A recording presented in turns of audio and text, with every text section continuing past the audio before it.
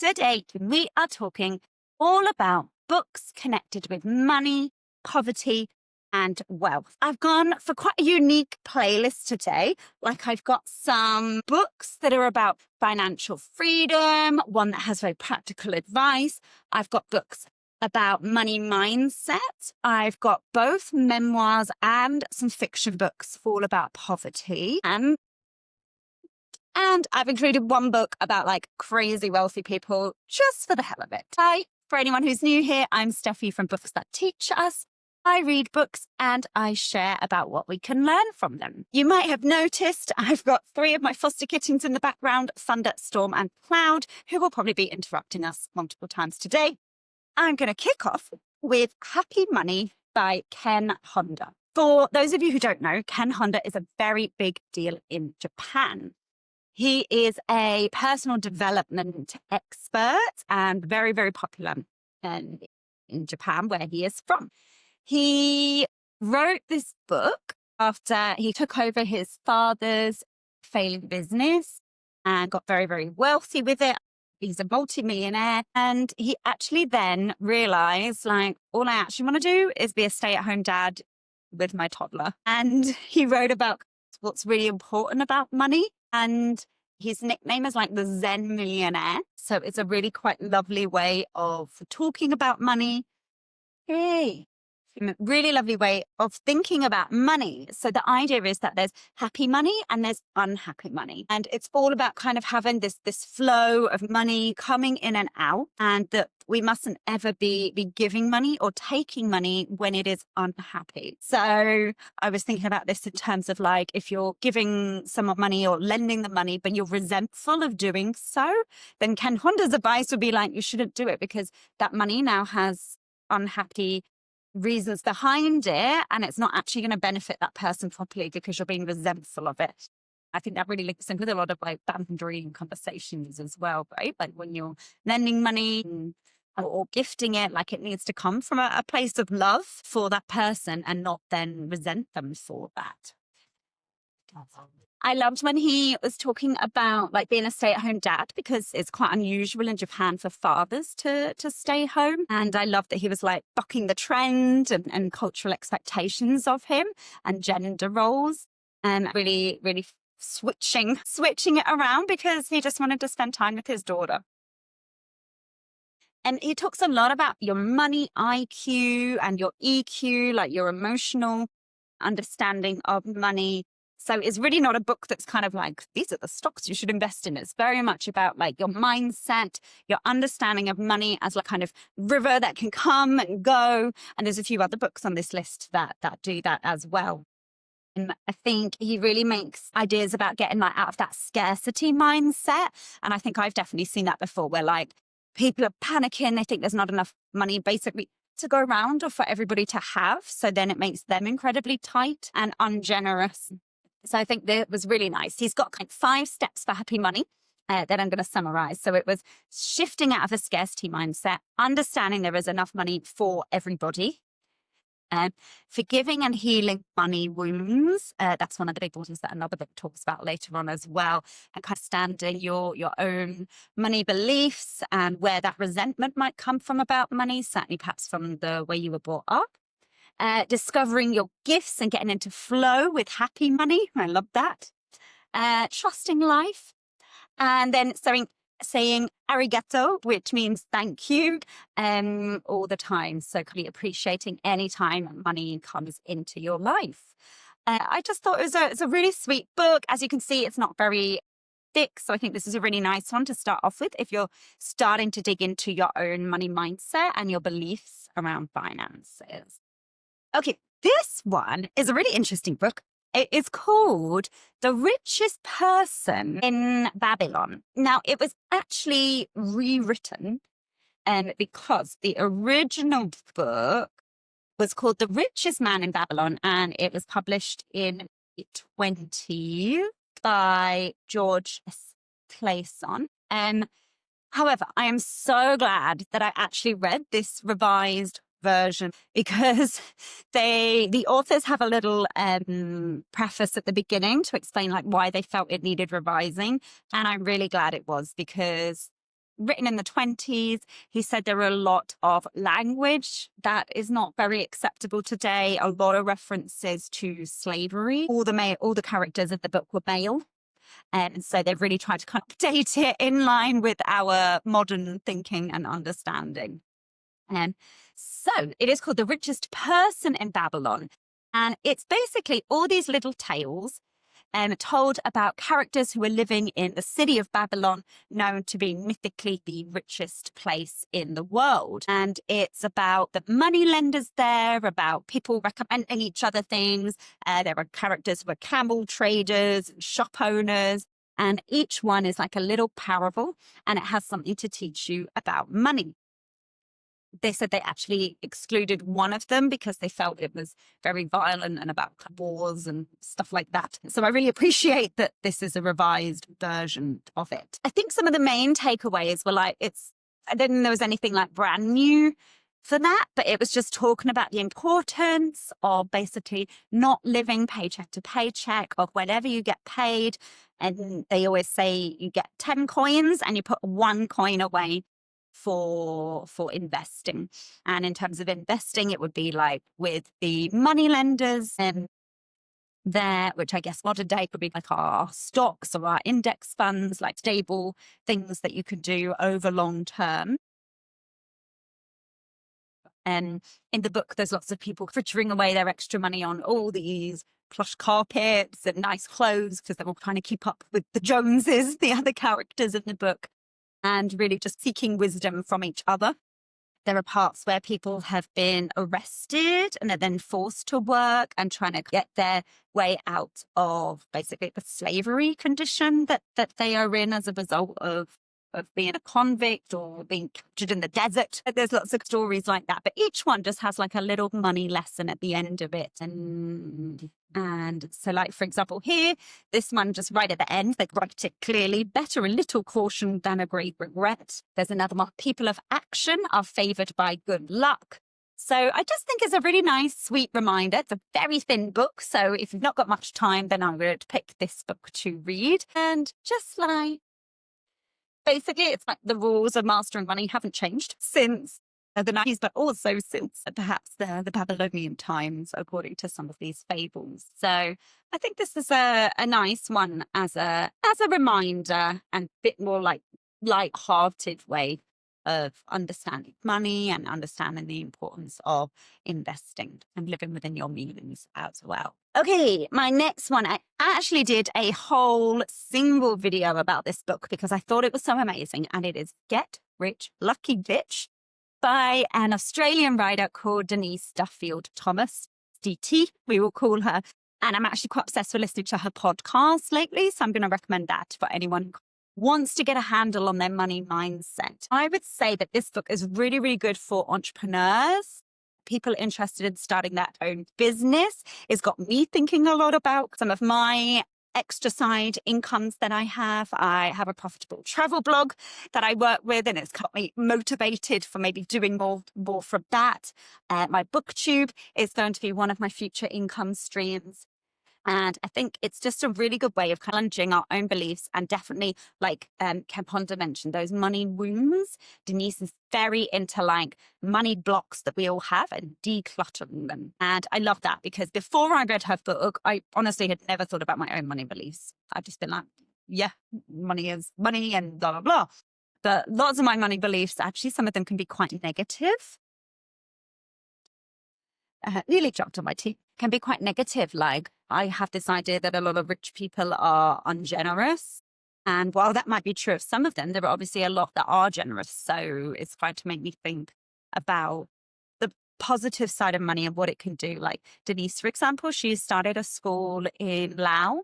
The power of wealth to actually facilitate change. I definitely would say this is quite a female-based book. She talks a lot about the way women have been held back by money and assumptions that have been made about women and money, the way we even talk to little girls differently about money compared with little boys, and just really, really eye-opening about different gender expectations to do with finances.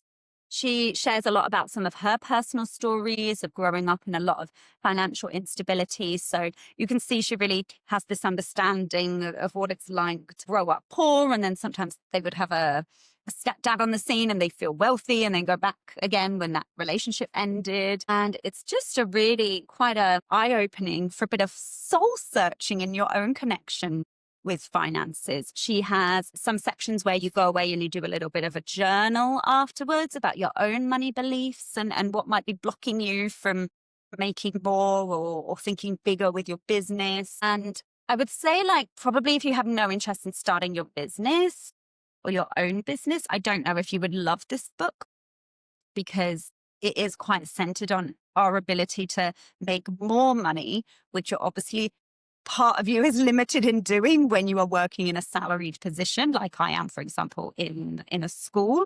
Obviously, there's certain ways that you can climb up the ladder if that's something you wish to do so. But this book is really about kind of taking control of your own finances. And Denise is just obsessed with women starting their own businesses. So it's definitely inspiring. If that's something that you might think about, like a side hustle or something in the future, then I definitely recommend reading this book.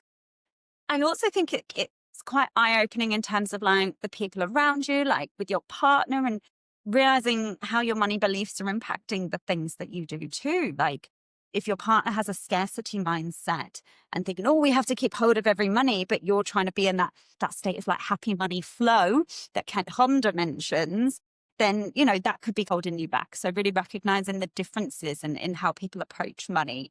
I think that was a lot of learning there for me from Denise book. I actually think it's a bit like misnamed as well, because there's a lot of things where she thinks, yeah, you have to be mean to make a lot of money. You have to be ruthless. And she doesn't believe that at all.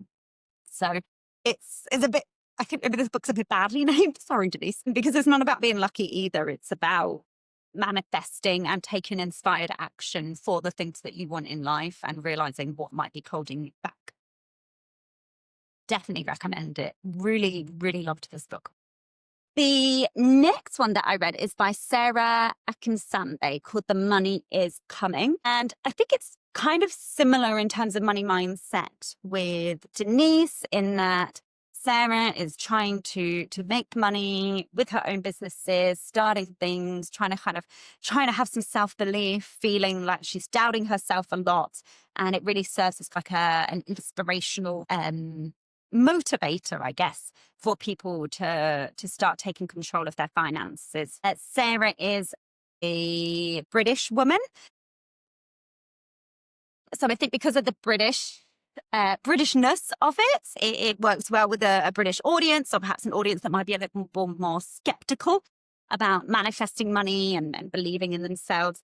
She has a 10-step system. I like it. She's the founder of a school called No Bull Business School. And it's just about, like, again, those money blocks and taking action. And here's like some negative money theories, like money is evil, people with money are greedy. Some of these I've definitely thought myself. You have to work really hard to make money. And so another one I think was quite good. Someone like me could never make a lot of money. And Denise talks about that as well. Like how if you've never seen anyone like you be kind of wealthy and successful financially, then that might impact what you think you're able to do and really limit you as well. So I think it's really good for a reminder of thinking outside of the box. And she also shares about some of her own business failures and things that haven't worked out before, as Denise does sometimes too, particularly on her podcast. And I think that's always inspiring. Like, you don't just want to see the glossy, shiny version of people. You want to see that they're real people who've tried different businesses. They're really trying to make it work. Sarah has as a child, and about kind of balancing childcare and everything with her business. So I think it's a good all-rounder for entering the money manifestation space. Okay, my next book, I would say, is like the only really practical one in terms of advice. So if you don't think you need any practical advice, skip over this one. But it's called Millionaire Expat by Andrew Hallam. And this is probably going to be quite specific to people who don't work abroad from their own country. But I still think there is some learning and financial strategies that you can take away from it. So Andrew Hallam is an expat teacher. He is from North America and was teaching in Singapore.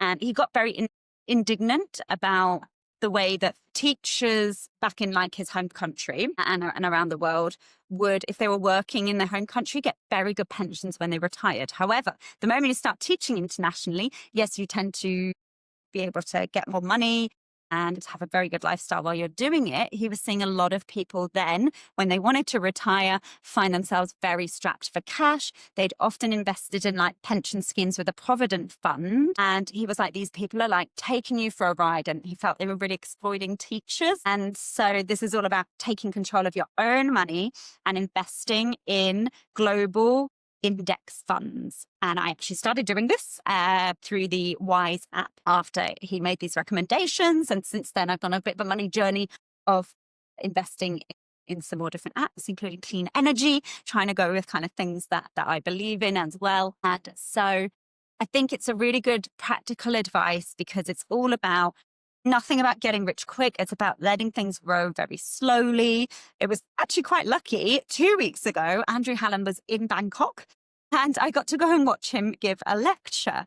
And it was kind of very closely connected with everything that he recommends in the book, but just making people realize like, okay, if you pay this much rent or this much rent, if you pay the lower amount of rent and you invest that difference over a 25-year time period, what that would mean for you, and based on a rate of 8.5% in the kind of global stock market.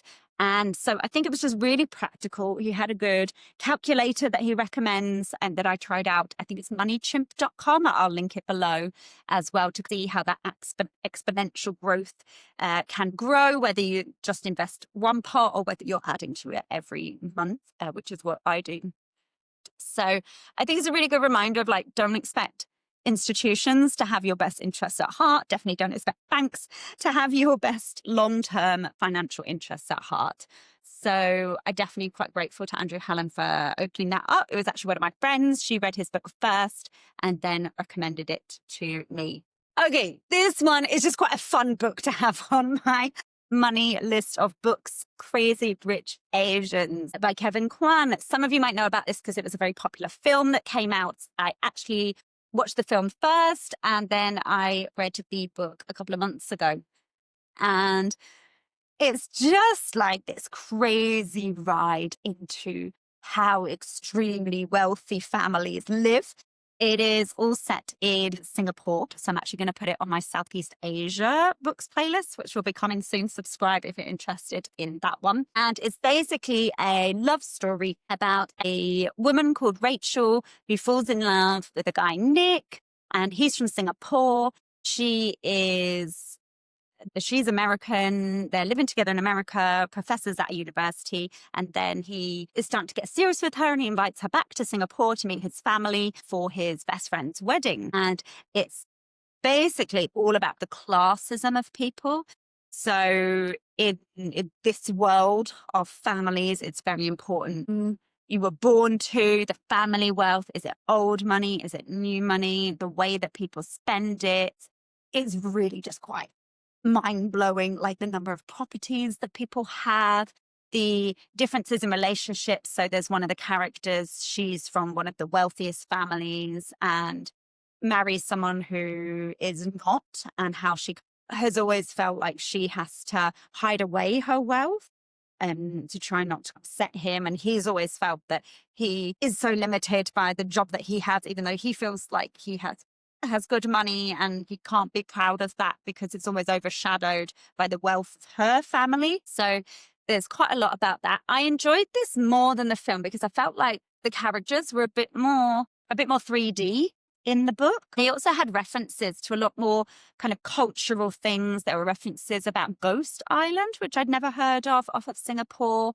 where people were taken during World War II. There was just a bit more kind of context and cultural things in it. And there's sections that are also set in Malaysia and in Hong Kong when people go shopping. Yeah, I think this made me realize how ridiculous the amount of wealth was more than the film, because probably to recognize things in the film, you probably have to know like what the designer was or, what that restaurant referred to, whereas this book kind of every time there's an outfit, it references like the designer, and very often some of the outfits are like $250,000 for a dress. So I feel like I wouldn't know that watching the film, but the book makes it very obvious, like that kind of money people are spending on clothes is like enough for someone to buy an apartment, which is just insane. And when I talk about some of the poverty books in a minute, it's just even more crazy, like the discrepancies. And I do think it's quite a fun book. It clearly makes you realize that wealth does not bring you happiness or joy. And I think it also makes you realize like the different kinds of wealth that there are. So people who are like enjoying their wealth, people who are squirreling it away, people who won't talk about money, even though they got it. And families in Singapore that don't even know who the richest families in Singapore are because they're discreet, whereas other people like flash the cash and their lifestyles in people's faces. So just quite interesting, I suppose, the different ways that humans treat money. And also just quite sad how people's attitudes are if someone didn't grow up with wealth, if they grew up with a single parent. There's a lot of deeper things about Rachel's father in this that were not included in the film that were actually really good and would have been really cinematic. I think it's I recommend it, even if you enjoyed the film. I think there's still a lot to get from this book. For like a light-hearted fluff kind of book. Right, we are now coming more into the poverty section, and I've done my best to be global. As some of you know, I love to read a diverse range of books from all around the world. I even have a book globe you can check out below for books in different countries. And so I'm going to start with The Girl with the Louding Voice by Abby Dere. This book broke me a little bit. It is super emotional. It follows the life of Adoni, who is a young woman, starts off as an older teenager, and growing up in a Nigerian rural village and just trying to improve her situation to get out of very abusive situations and to try and really just elevate herself out of poverty. There's a lot of learning here about what it's like to live in Nigeria in terms of the discrepancies there between poverty and wealth. So we see poverty at the beginning in a village, and then Adoni, she runs away and she tries her best to get to a better situation by becoming a domestic worker, and is then exploited by the people around her. Just, I think in all the poverty books, like the level of exploitation of particularly women is rampant and absolutely shocking, and something that we should all be talking about more. And so she goes to work as a maid in a house of very rich Nigerians and sees what's happening. All the time, she is trying to get an education. She wants to improve from her station. She knows that education is the way out, which is a very similar thread that runs through a lot of these books, is not only the route out from exploitative situations, but the route onto a life out of poverty. There's just some really awful characters in the book in terms of the way that they treat her is very upsetting. I feel like this book should come with a little bit of a trigger warning about how violent some of the situations are that she is in. And you just grow to love the character of Adoni so much because she maintains her ambition, her sense of humor, even when everything around her is like trying its best to knock it down. Things are not working out. Things are going wrong, and she is just not having it. She is so on her trajectory to a better life. She is determined, and you just have to respect that. Yeah. So I definitely would say there's a lot of hope, I think, for the future for people who grew up in poverty. My next one is set in both India and the US. And it is called Girls Burn Brighter by Shobha Rao. I've actually done a whole video on this as well because this book just really touched me so deeply. It made me bawl my eyes out, so it needs a trigger warning. And it really shows how girls in particular are so vulnerable to exploitation, violence, and abuse. when they are growing up in poverty. So it follows the story of two young girls who grew up in a village in India, and there is no money in the village. Lots of things are closing. It's very difficult for jobs to be found. They are all weavers in the village. And then obviously things are getting outsourced to factory workers instead, and sweatshops eventually. So these small industries are falling apart and it's impacting the families.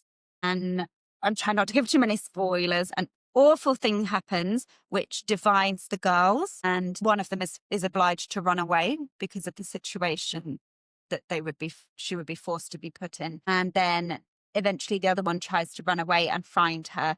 And it's all about the tenacity and the determination of the two friends to make it back to each other throughout the whole book. And it's just really horrific what happens. So one of them runs away to the city. She is trying to find work, find a life that she could do for herself. She ends up in essentially, there's a lot of sexual violence that happens. So we need a trigger warning for that, definitely.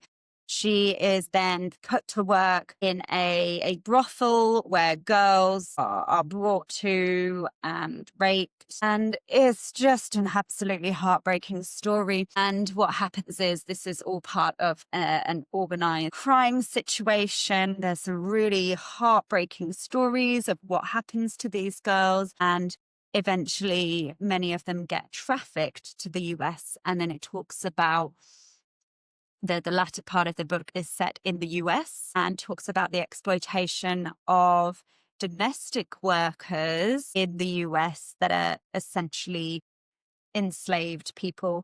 And I'm sure this really happens. And so it's basically a story of human trafficking. And it is, I'm not going to lie, it's a really, really depressing book. It's beautifully written by Shobha Rao. Just really want to see the girls get back to each other, to see them win. You don't know if it's going to happen. Because of the nature of the story, I felt like it was never going to happen the whole way through the book.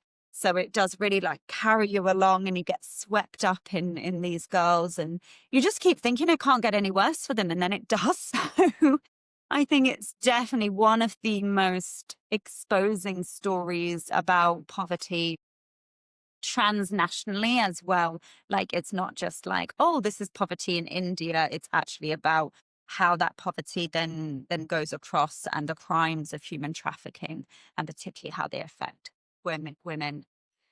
So yeah, it's a heavy book, one that is very eye-opening. My next book, I just did a whole video on this one because I thought it was so fantastic. It is made by Stephanie Land. Now, she actually just sold the rights for this for a Netflix show that I watched, and I was so inspired and amazed by this story. Sorry, she doesn't want to be called inspired, so I shouldn't be using that word. I was so awestruck of this story, and I then found the book in the library and went to read it. And it's quite interesting. I think it's really good to watch the show and this, because it gives quite a more overview and a slightly different perspective of her life. And so this is a memoir. It's all based on Stephanie Land's own story, which is the story of running away from an abusive relationship, living in domestic violence shelters, and trying to create a better life for her daughter as a single mother. And her tenacity and determination is absolutely gobsmacking when everything is trying to kick her down. The stigma that she gets for not only for being a single mother, but for actually just trying to keep a roof over their heads.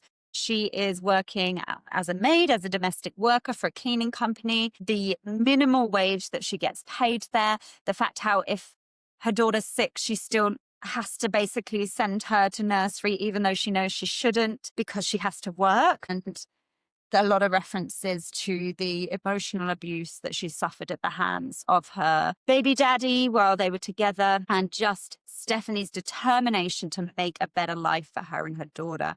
It's lovely. Some parts of it, they're told in different chapters of the houses that she cleans. So you get all these little like nosy snippets into these people's lives. And she's realizing, well, they don't seem any happier than I am, some of them. And they've got these huge big houses. And really that lesson of, well why aren't they happy with all this wealth that they have?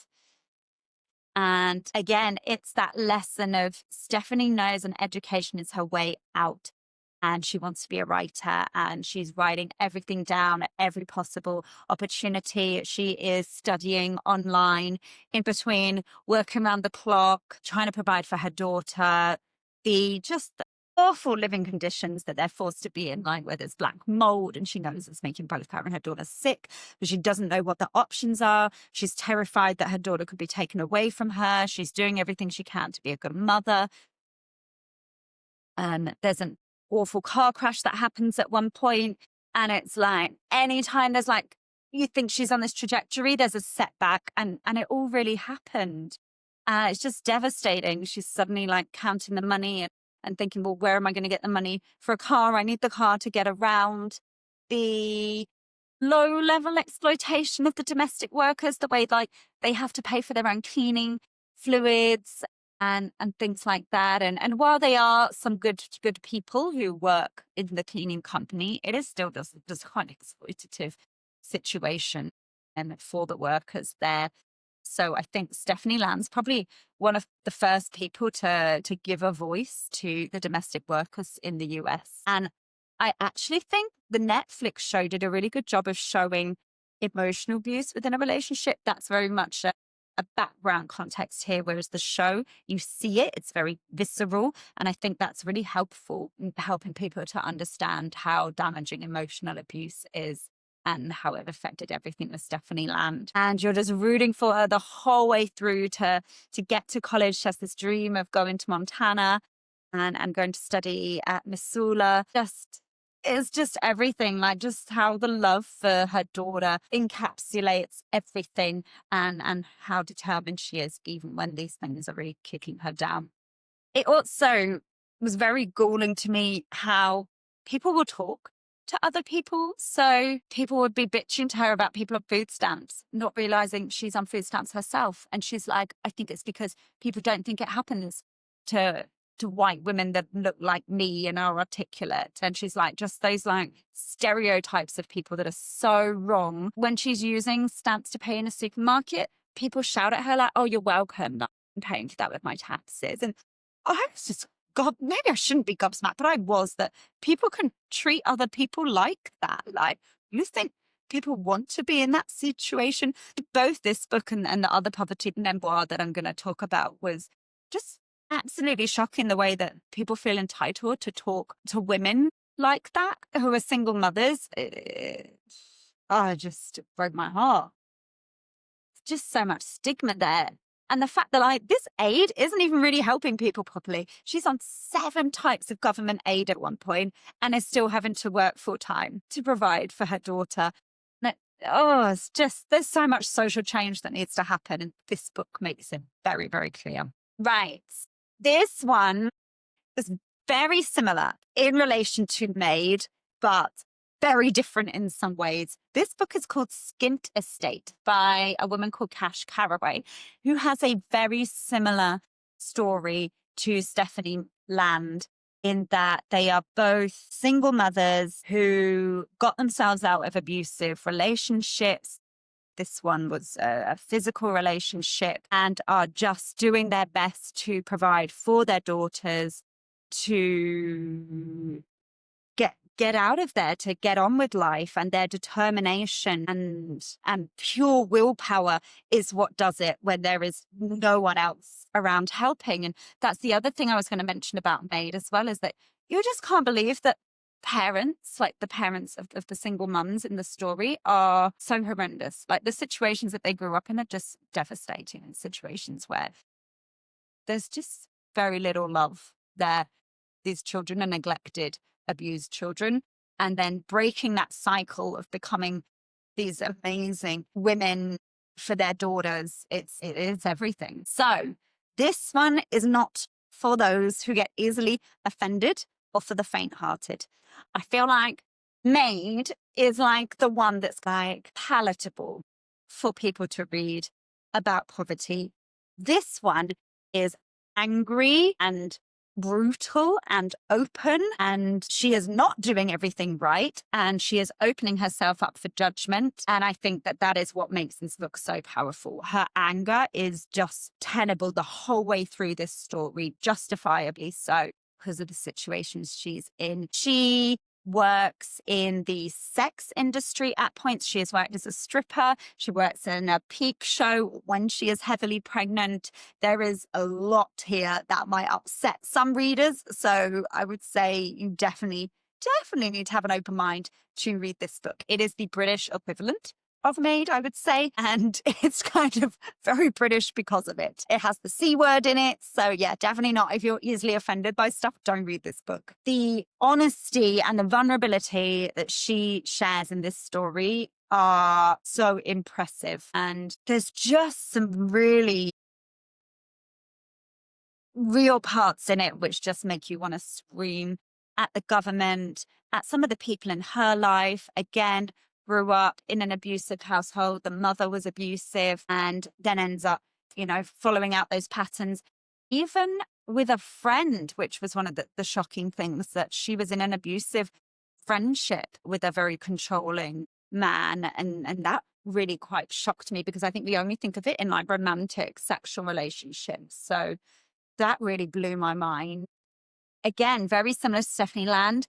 Cash Carraway wants to be a writer. She wants to write, and she spends every minute where she is not working trying to write down her story, write what's happening. She has a blog where she writes about it. This story, she's quite a political person. She's furious at the right-wing government and the austerity measures that they were taking from 2010 onward, where she found herself pregnant at that time. The realities of living in refuges and domestic violence shelters, of how the government just keep moving people around and taking them away from their support networks. Her determination to stay in London it's really heartbreaking when they basically get told the only hostel that you women can go to is outside of London's, and it's in a tiny little racist village in the countryside, and that's where they get shipped to, where she talks about it's like the cleansing of London of single mothers and children. They don't want them there. They're not paying enough rent. The fact that the single mothers in the story are expected to pay 6 months rent up front by a landlord, just how is that legally allowed to happen? Like, yes, she's angry. Yes, this book makes you angry, and it should. It is just gut-wrenching, and I really hope people are reading this and people are voting better, basically voting for the most vulnerable in society, voting to help people who've been brave enough to get themselves out of abusive situations, for young mothers that want to do the best for their children and are trying everything for it. I'd love to know. I've never really heard people talk about this book much. I'd love to know if you've read it. There was going to be a TV series of it, but I'm not sure if that's still in the works or not, because Cash Carraway just felt it was so about her own life. She felt like she needed to stop writing about her own life. And she now is a successful writer, and she's won an award recently for her writing for the BBC. So yeah, I just very gut-wrenching and telling the truth, this book. Okay, I've got one more memoir on the list, which is The Glass Castle by Jeanette Walls. And this one is told from the point of view of Jeanette herself, of her childhood, and what it was like growing up in an unstable household, in and out of poverty, what it's like growing up with parents who there's neglect there, but there's love there, and just how confusing that must have been. The father is an alcoholic, and the instability that makes happen. Right at the beginning of the book, we know that Jeanette has pulled herself out of poverty and out of these situations, and her parents refuse to be. They are living hopeless and choosing that. And There's definitely like mental health problems that are happening in the book. And I think just obviously as a teacher and you're very invested in the well-being of children, and you just can't really believe that there are parents out there like this. At one point, one of the children, they fall out the side of the car, and the parents don't come back for ages. And Jeanette thinks they're not coming back for me. She's probably about 5 or something. Oh, it's just, there's so many heartbreaking parts of this. And then you do get these beautiful moments of love, and you think, God, that must have just been so confusing in terms of the poverty. It's like the parents' refusal to haul themselves out of poverty, although they are very supportive of the children getting an education, but they're always moving them around. The kids are realizing as they get older, as their teenage years, like the curtain drops of thinking their dad is the hero, realizing the mum is putting up with all of this and they could be working and they're not. And they're not providing stable homes. They're not providing financially. How social services, don't get involved. The family move all the time, move state lines in the US. And you're just so amazed that the siblings are able to function and to get themselves crawling out of poverty and this family that they have grown up in. It's such a peculiar family. You just can't quite get your head around it, as I'm sure the children in it can't. The way that the siblings will connect and pull themselves out of poverty together, that they pull their money to get the oldest one out of there and into New York, and then the way that the other siblings can then go join them. It's just really beautiful, the way that they are determined to flourish despite everything that's happened to them in their past. And there's a lot of trauma in this book. It was a film that they made as well, which I do remember watching a long time ago, but I think nothing tells the story like the actual book. Let me know if you've read it. All right. This book I just finished yesterday, and there was so much I learned from this book because I really didn't know much about Native Americans and the indigenous communities in the US. So this is by Sherman Alexie, and it is called The Absolutely True Diary of a Part-Time Indian. And it's a true story based on his life. It's a book generally aimed at young adults, although I think everybody can read this book. It's just quite accessible, and it has some like cartoon pictures in it and stuff, like of his grandma. And it's all about growing up on the reservation, about the discrepancies in resources. So the school at the reservation doesn't encourage people to go to college. Even the white teacher that is there apologizes for how he's been treating people and children over his lifetime of teaching on the reservation. And Sherman decides that he needs to get out of there and that he needs to go to a better school. And again, that story of education can get you out of poverty. And he's very smart. He's very determined to do that. And then he does. He ends up in a majority white school as the only Native American there. That's hence the kind of the part-time Indian part of the title. And it's all about kind of him being seen as a traitor by his tribe, by everyone on the reservation. How poor he is, like how hungry he goes sometimes. That's definitely a story that is in all the memoirs that I've seen about people going hungry and not having enough to eat. And I was very shocked by the amount of alcoholism on the reservation. I guess I kind of heard of it. I didn't know if it was more of a stereotype that existed. He says that he only knows in this story that he only knows 5 people on the whole reservation that don't drink alcohol, and just how insipid that is through everything, how his own father drinks and is an alcoholic, not an abusive one, but cannot be relied upon, cannot hold down jobs. The sister does her best to try and get out of there. And the hope that comes again from the siblings, from the young people. There's some really sad things that happen in the story that I looked up afterwards and did really happen to the author in real life. It's been really so much learning there. If you don't know much about the Indigenous community in the US, I feel like this is a really good place to start. A very easy read in terms of the language, because it's an adult book. There's some kind of elements of humor. He's telling like humorous parts of his life as well. And yeah, just seeing education as that way out of poverty. And again, it's like clearly an ongoing situation that people can help out.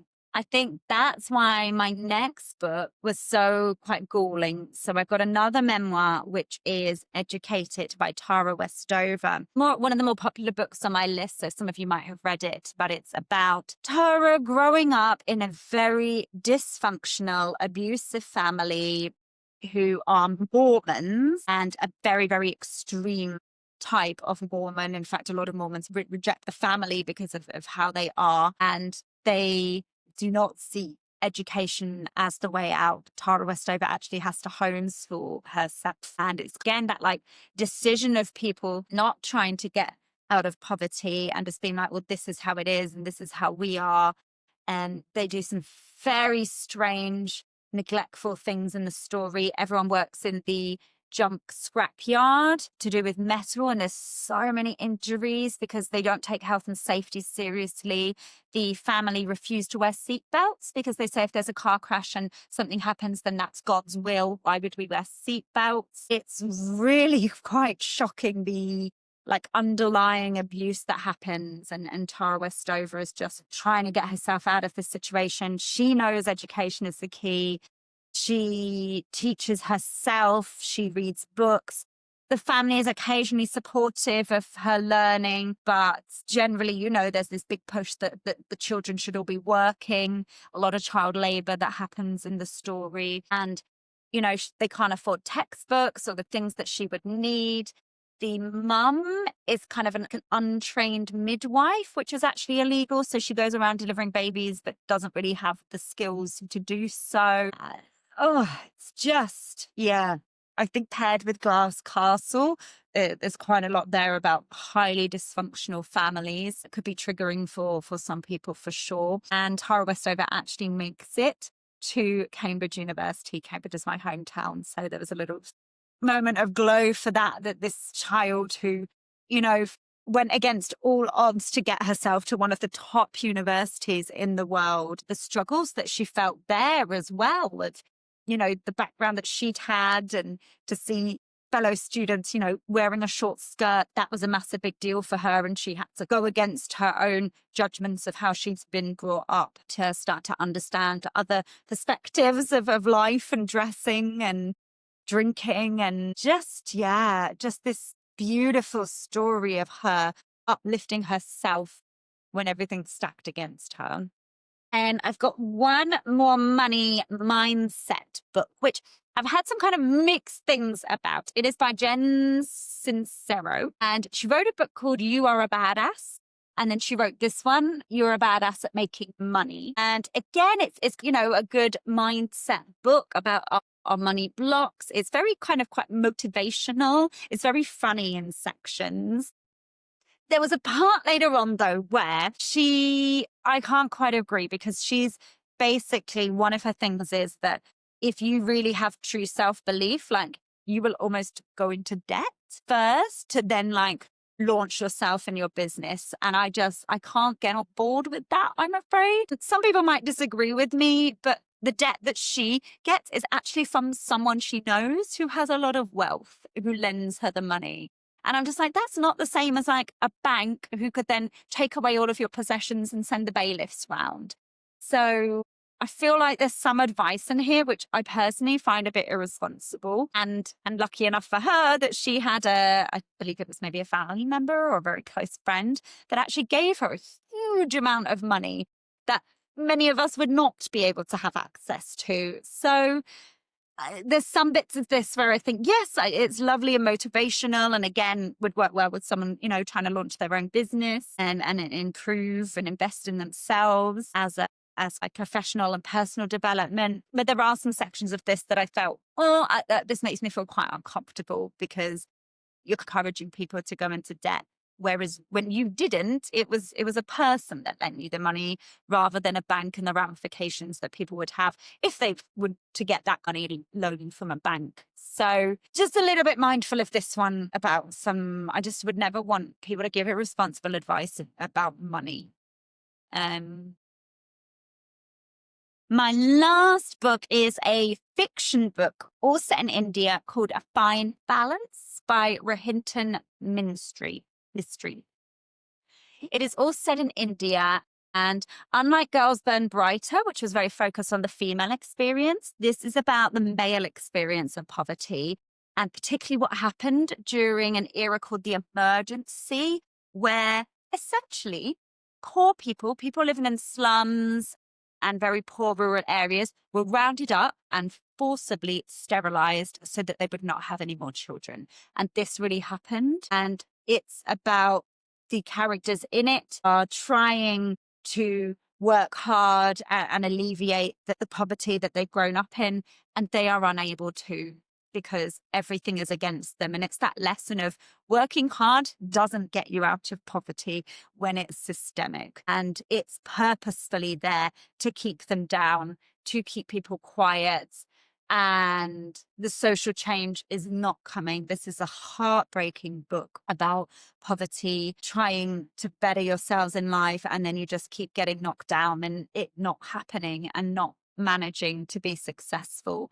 And the lows that people will go to. I cried so much of this book in the exploitation of vulnerable people and people living in poverty by kind of organized crime, by the government. Just really quite shocking things that happened in this book, all from an Indian perspective. When in India, you've got another layer of caste, and as well as classism that's happened all through these books of really keeping those people down and really keeping people in poverty down and not allowing them the space to better themselves and get the education that could happen for some of the real stories that have happened here. So it needs definitely a trigger warning because it's very heartbreaking as a book.